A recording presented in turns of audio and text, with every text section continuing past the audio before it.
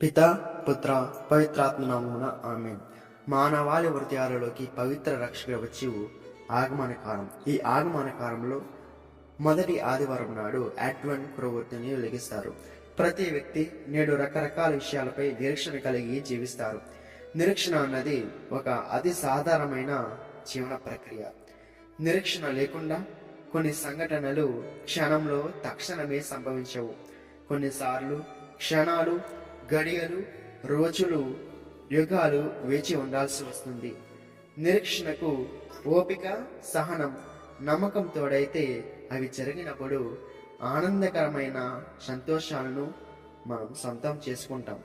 ఇటు నిరీక్షణ ప్రపంచ మానవాళి కంటే క్రైస్తవానికి గల నిరీక్షణ అతి విలువైనది.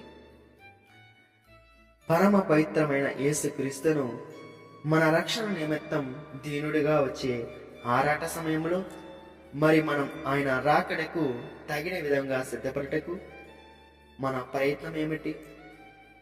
మనం సిగ్గుపడకుండా, అవమానం చెందకుండా మారు మనసు పొంది ఆయనను మనలోకి చేర్చుకోవాలి.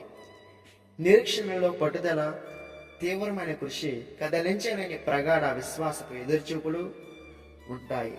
యోధా సమాజంలో రక్షకుడు ఎప్పుడు ఎవరికి దగ్గర అవుతాడా అని అనేక మంది స్త్రీలు నిరీక్షించారు. పవిత్రంగా, విధేయతగా, ప్రార్థనాపూర్వకంగా ప్రతి దేవుని మాటకు అవును అన్న 16 సంవత్సరాల మరియ మాటల మనం సిద్ధపడాలి. అదృష్టం ఆ తల్లికి ఆమెకున్న అర్హతలు వరించాయి. నిరీక్షణ గల క్రైస్తవ్యాలు క్రీస్తుని అంగీకరిస్తే, ఆరాధిస్తే తప్పక పొందుకుంటారు. ఆగమన కాలం అనగా రాకడ లేక వచ్చుట. క్రీస్తు మన మధ్యలోకి వచ్చు శుభతరుణంలో ఎదురు చూడుటకు మానవులందరిలో మన మరియ తల్లి దేవుని తల్లిగా ధన్యత పొందండి. ఆమె వలె మనం కూడా సిద్ధపడాలి, పవిత్రపరచుకోవాలి. మనకు మనం రిక్తులు చేసుకొని దేవునికి దాసులం కావాలి. దేవుని రాకడ మార్గం సిద్ధపరచాలి. మన నడవడిక పట్ల జాగరూకులై ఉండాలి. భౌతికంగా కంటే ఆధ్యాత్మికంగా సిద్ధపాటుకు కలిగి ఉండాలి. చీకటి పనులను మానివేసి వెలుగు సంబంధికులుగా బ్రతకాలి. అన్యాయపు విడనాడాలి.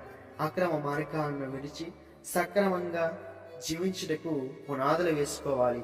యెషయా ప్రవక్త నుడివినట్లు పేదల పెన్నిధిగా, పాపుల రక్షకుడిగా, సమాధానకర్తకు నిత్రుడకు తండ్రిగా, బలవంతుడైన ప్రభువుగా మనలను ఏలుటకు ప్రభువు వస్తున్నారు కనుక ఆయన రాజ్య పనులలో సుఖ సంతోష సమాధానములను పొందు అర్హతలు పొందే ప్రయత్నం ఈ ఆగమన